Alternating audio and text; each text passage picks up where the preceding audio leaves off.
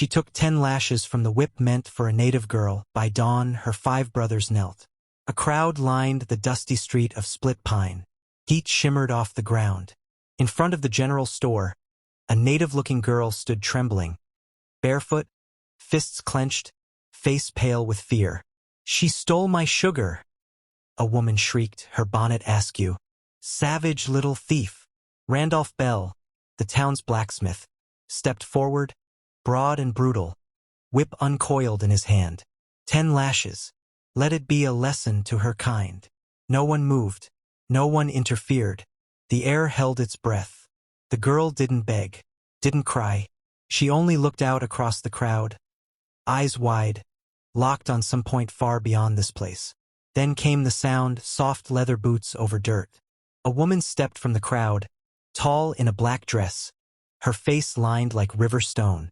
"Give it to me," said Martha Rayner. "I'll take the lashes instead." Gasps rippled. Someone whispered her name like a curse. Bell's whip dropped an inch. Martha didn't flinch. "I said," she repeated, her voice calm and cold, "give it to me."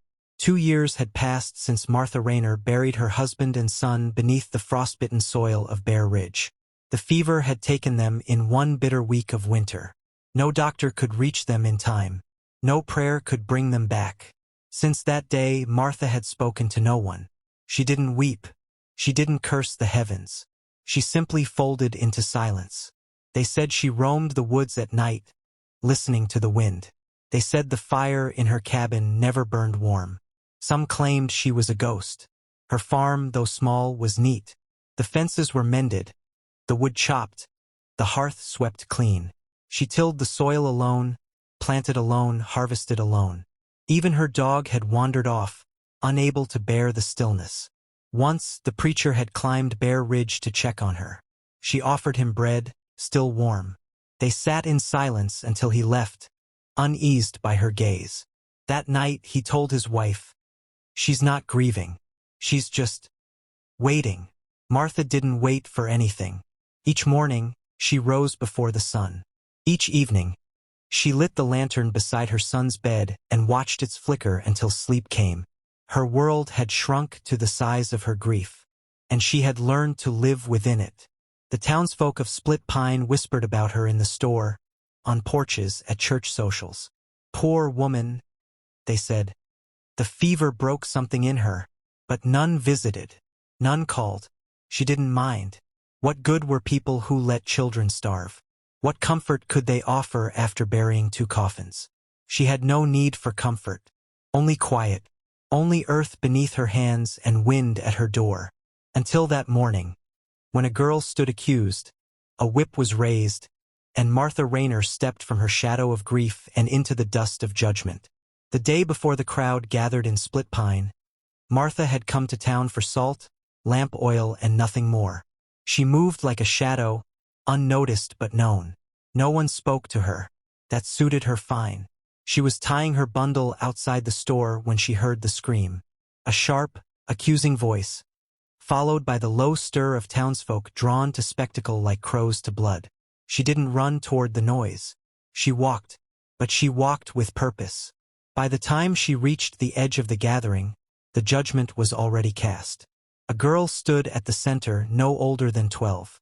Her clothes were torn, skin browned by sun and soot. Barefoot, hollow-cheeked.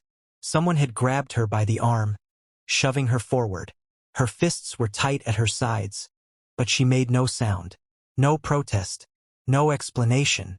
She was caught red-handed. The storekeeper's wife shouted, "Sugar!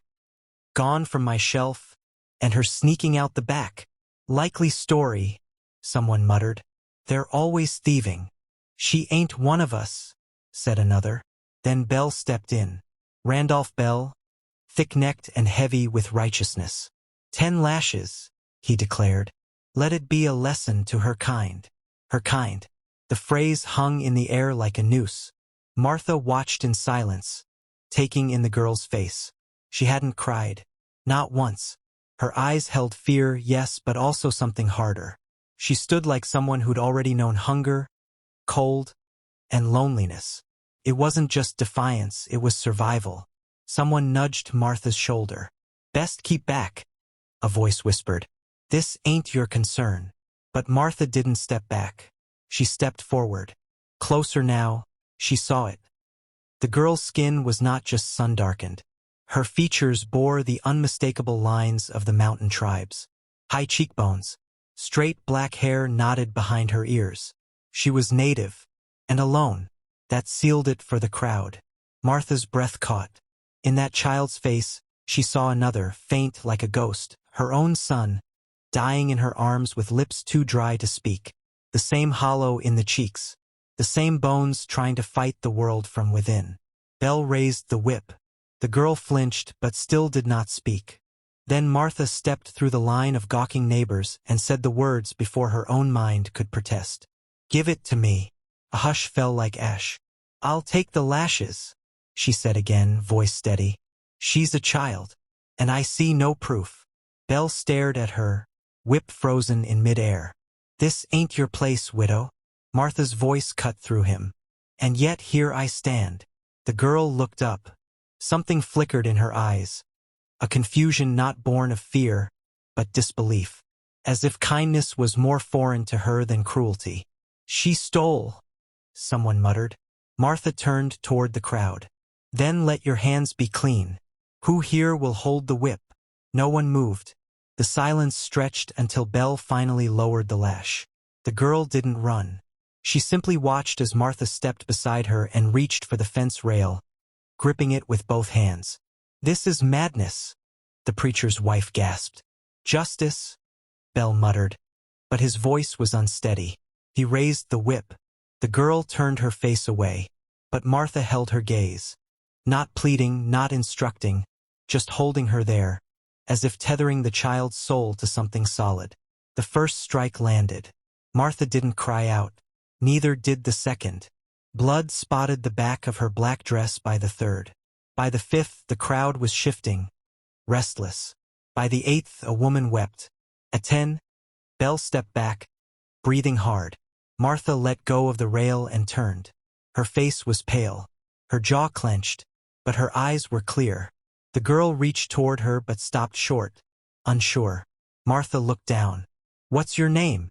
The child's voice cracked, dry as dust. "Tahi." Martha nodded once. "Come with me." And without asking permission or explaining why, she turned her back on the town of Split Pine and began the long walk back to Bear Ridge. Blood trickling down her spine, and a child trailing silently behind her. The walk back to Bear Ridge felt longer than ever before. Martha's steps were careful but unyielding, though each movement sent a sharp pulse through her back.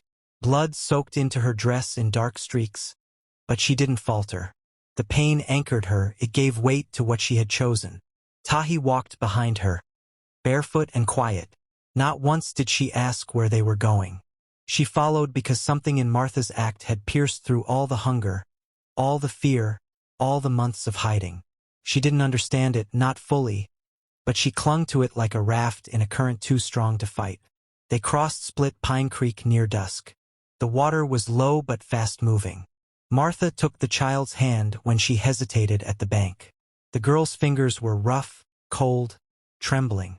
When the current tugged at her legs, Martha hoisted her up without a word and carried her the rest of the way. It was the same way she used to carry her son when his fever burned too hot and he cried out for cool air. The sun dipped behind the hills by the time they reached the gate.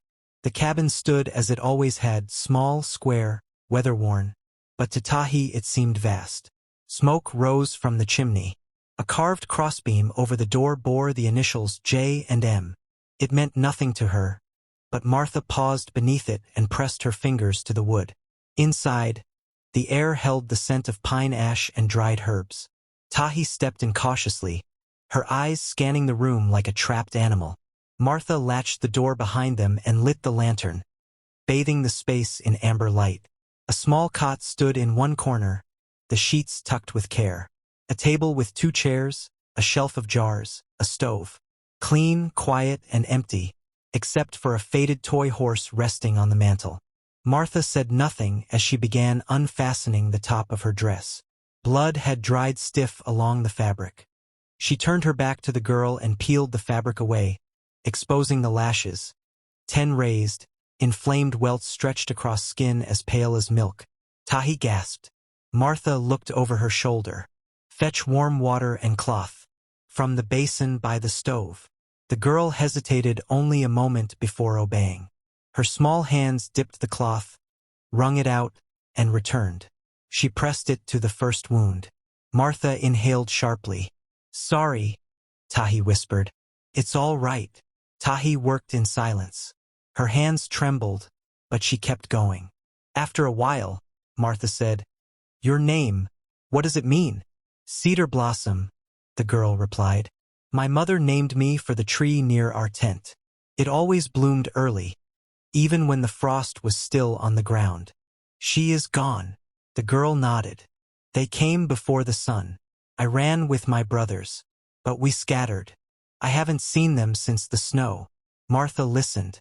I watched the towns, the edges, took only what I needed. And the sugar? Tahi looked down. I saw it. I thought of her tea, the way she used to laugh when it turned her teeth black. It was stupid. It wasn't, Martha said. After she was cleaned, Martha moved stiffly to the stove and heated stew. She ladled a bowl for the girl, tore a piece of bread, and set it before her. Tahi ate with slow discipline. No rush, no greed. Every bite was measured. Martha watched her, thinking of her own son, how he'd eaten in just that way during his last days. Like each meal had to be memorized. When they finished, Martha laid a quilt on the cot and gestured to it. Sleep. What about you? I'll be by the fire. Tahi hesitated, then slid under the blanket. Her eyes stayed open for a long time, watching the woman across the room. This stranger who had taken lashes for her, who gave food, who asked nothing in return. When her breathing slowed, Martha sat up straight. Her back screamed. Her shoulders burned. But she stayed awake. Something in her had cracked. Not from the whip, but from the girl's silence. From the way she hadn't cried, hadn't begged. The next morning, long before sunup, Martha rose and stepped outside. Fog lay thick on the ridge. She moved to the barn, fed the chickens, scattered feed for the goats. She chopped wood slowly, deliberately, each swing forcing her through pain. She was mid-swing when she heard the rustle. Not wind, not animal. She turned and 5 figures stepped from the trees. Men, tall, lean, faces painted for travel, not war. Each carried a bow or knife. One bore a long staff carved with markings. Tahi emerged from the cabin behind Martha. At the sight of the men, she ran forward, but stopped 10 feet away. The eldest stepped forward and dropped to one knee. His voice, when he spoke, was deep but soft. We are her brothers. He looked at Martha. We saw what you did. We watched. We could not believe. You followed her? Always, said another. We are not careless, but we were afraid. If we showed ourselves, the town would kill us both. Martha lowered her axe. She is safe now, she said. The eldest nodded. Because of you. He stepped forward again. You took pain meant for our blood. That cannot go unspoken. He dropped to both knees. The others followed. We are here to protect the one who protected her. Martha looked at them. Men young enough to be her sons. Yet their faces bore stories. Of hunger, of fear, of battles fled. I have no land to offer, she said. No peace either. Then we offer ours. They built a shelter by the creek that day, silent and swift. Not a word spoken unless needed. One hunted rabbits. Another fixed the broken fence. One of them gathered wild herbs for Martha's back. Tahi followed them. They spoke in soft tones. Laughed with her. They were gentle with her in a way men rarely were. Martha watched them work and felt something ancient stir. A memory not of her own child, but of her place in the great turning of life. A woman who had lost everything was now surrounded by those with nothing to lose. That night, the 6 of them shared food. Tahi sat beside Martha and leaned her head on her arm as sleep came. For the first time in 2 years, Martha didn't feel the need to light the lantern beside the empty bed. There was no more empty. The house, the land it had filled. Not with noise, not even with peace, but with the breath of others. And with that breath, the long silence inside her began to shift. Split Pine was a town of murmurs. Not shouts, not courage, just whispers sharpened like nails behind closed doors. By the third day, the rumors had curdled. "She brought the girl into her home," someone muttered in the churchyard. "She's sheltering more of them," another added at the feed store. 5 men. No one's seen them in town, but supplies are missing from the hills. "Warriors," someone said. "Savages." And then, inevitably, "She's turned against her own kind." It didn't take long for eyes to turn hard when Martha rode into town. She came for salt and flour, essentials, but felt the air shift as she passed the saloon porch. Men watched her like she was fire that might spread. Randolph Bell stood in the shade of the general store, arms crossed, his whip coiled at his side like a pet snake. "She still limps," he sneered. "Guess it stung worse than she let on." "She's always been strange," someone else replied. "That grief never healed right." Bell spat. "Grief or not, a woman who lays down with savages ain't fit to walk among us." The next day, someone fired a shot into her barn from the ridge. No animal was hit, just a warning. That night, a crude message was carved into her fence post. "We don't forget traitors." She found it at dawn. She didn't touch it, just stared, then turned and finished her morning chores. But the next day, the threat grew legs.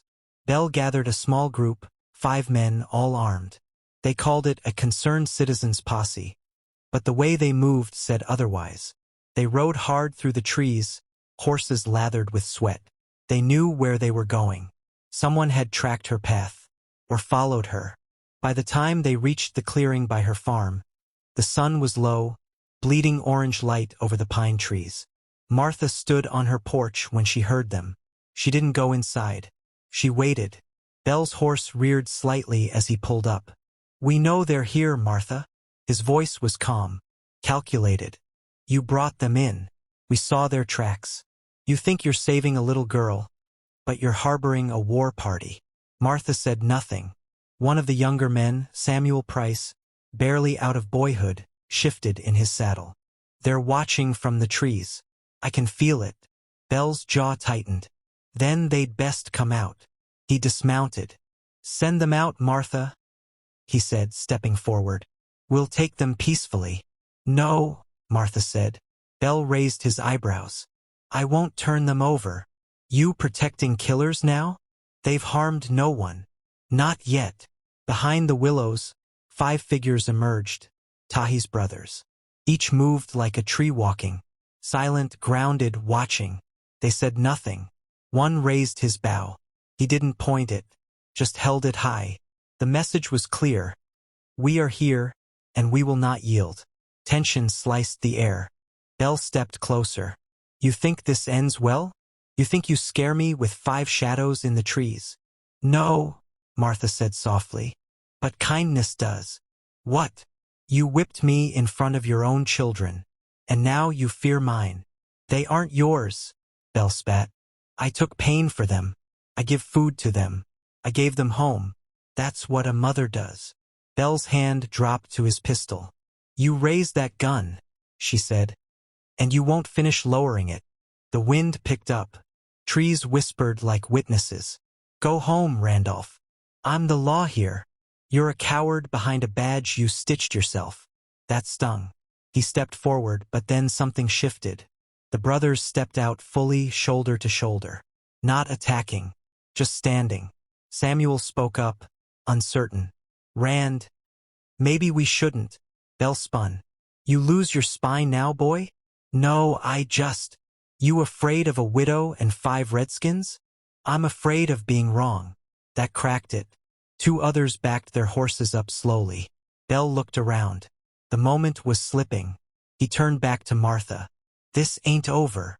"It is," she said. He mounted up, rage blazing in his eyes. As he rode off, the others followed. One turned back, shame in his face.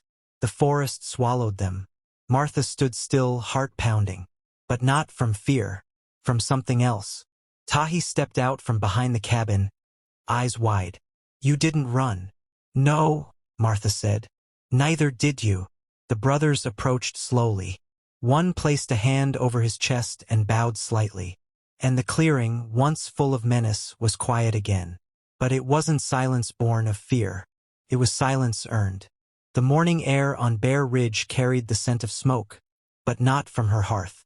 The smoke came from the valley, where fear simmered in the streets of Split Pine like a pot too long on the fire. They'd heard what happened. They'd heard that Martha Rayner stood between 5 native men and a man with a whip, that she hadn't flinched when rifles were raised. That Belle turned back empty-handed. It stirred something ugly in the hearts of men who mistook cruelty for strength. 3 days later they returned. 12 riders with Belle at the front. Not shouting now, just silent, grim. Their coats were dusty, their rifles oiled. They didn't come to talk. Martha knew they would come. She'd seen the buzzards circling closer each day, and not all of them had wings. She stood on her porch when she saw them crest the ridge. Her hands were steady. Her back still ached from the lashes, but her spine did not bend. Belle dismounted as they reached the clearing. The others fanned out behind him, too wide for conversation. A formation. "We won't ask again," Belle said. "You'll hand them over." Martha didn't move. "No. They're warriors. From a hostile tribe. They are brothers. From a broken one." He scowled. "You think because you took their burden you carry their cause? I think I know what it means to lose a child." Belle's eyes narrowed. "You had your grief," he said. "But you let it rot you." Martha stepped down from the porch. "I lived in silence for 2 years. Not because I was broken, but because I was listening." Belle raised a hand. "Enough. Step aside, Martha." "No." She stepped forward, out into the clearing. "I won't move. Not for you. Not for anyone who rides for hate." From behind the willows, the brothers emerged. Tahi's kin. They carried no weapons in their hands, but their presence alone was enough. One wore a carved talisman at his chest. Another had his hair bound in mourning braids. They did not look afraid. The men in Belle's posse shifted. One muttered, "This ain't what I signed up for." Another whispered, "They're not even armed." Belle turned back to Martha. "You really want this? You want to make enemies of your own town?" Martha took a breath. "You call this town mine?" Her voice rang like iron struck on stone. "You left me alone with a dead son and a cold stove. Not one of you climbed the ridge. Not once." She looked at each man. "You remember my bread when your stores were bare. You remember my husband's tools when your wagons broke. You remember me when you needed. But now I'm a witch." Silence rippled through the ranks. "You should be ashamed," she said. "They gave me dignity. What have you given me but scars?" One man lowered his rifle. Then another. A third turned his horse slowly, without a word. Belle's jaw worked in silence. His power was slipping like sand through a fist. "You're siding with them over us?" he asked. "I'm siding with what's right." Tahi stepped from behind the men and stood beside Martha. "She took my pain," the girl said, "and gave me back a name." Belle looked around. He was alone. He mounted his horse, humiliated, and turned without another word. The clearing held its breath until the last hoofbeat faded. Then silence fell. But it was not the silence of fear. It was the silence of something stronger. Peace, one without a shot fired. The silence that followed wasn't the old kind. The kind Martha had lived with for years, heavy as grief and cold as stone. This silence felt different. It wasn't emptiness. It was peace. Split Pine kept its distance after that. The townsfolk spoke Martha's name in hushed tones. But no one dared ride up Bear Ridge again. Not with stories of the 5 brothers who moved like shadows through the trees, who could strike from nowhere and vanish without sound. But there were no strikes. No blood was spilled. Instead, life unfolded slowly, like spring after a hard winter. Tahi remained. Not because she had nowhere else to go, but because she chose to. She rose early to help Martha feed the goats and gather kindling. She swept the porch and patched the leaks in the roof. She asked questions, and Martha, who had thought she'd forgotten how to answer them, found herself speaking more, teaching more. They planted together in April. Tahi learned to space the rows, to turn the soil, to check for worms. In return, she taught Martha how to read clouds by their bellies, how to trace the stars with her finger and call each one by name. The 5 brothers came and went.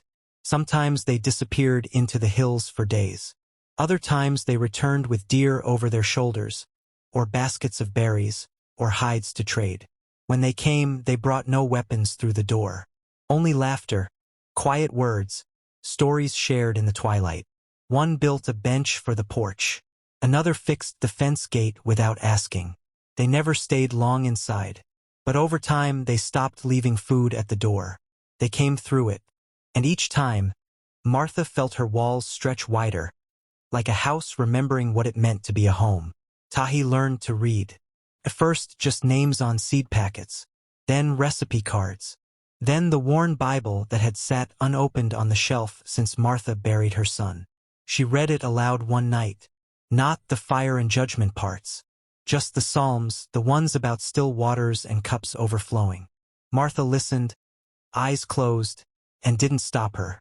On warm evenings, they sat on the porch while the brothers worked the edge of the clearing, speaking in their own tongue. The wind stirred the trees gently, and Martha found she could tell the difference between the sound of pine and spruce. The land had a voice. She'd just forgotten how to hear it. And one night, while gathering herbs before dusk, Tahi said something that stopped her cold. "I think this is what family feels like." Martha said nothing, but when they returned to the house, she pulled the child close. Not roughly, not out of habit, but because her arms remembered what it was like to hold someone who belonged. That night, she laughed. Not a smile, not a breath through her nose, but real laughter, light and sudden and full. Startled her. Startled everyone. She covered her mouth like it might escape. But Tahi only smiled and leaned her head on her shoulder. In the days that followed, the church bell in Split Pine kept tolling, just as it always had. But its sound no longer echoed in Martha's bones. She didn't look back toward the town anymore. Not with longing, not with sorrow. Bear Ridge had changed. So had she. And the wind, once a stranger howling through the cracks in her cabin, now moved like an old friend, carrying stories, carrying stillness. Somewhere in the world, people still judged, still hated, still feared. But not here, not anymore. And the girl who once trembled before a crowd? She now danced barefoot in the garden. And the woman who once lived in silence? She had found her voice again. Quiet, steady, and strong. It was not the family she'd lost, but it was the family she'd made. And it was enough.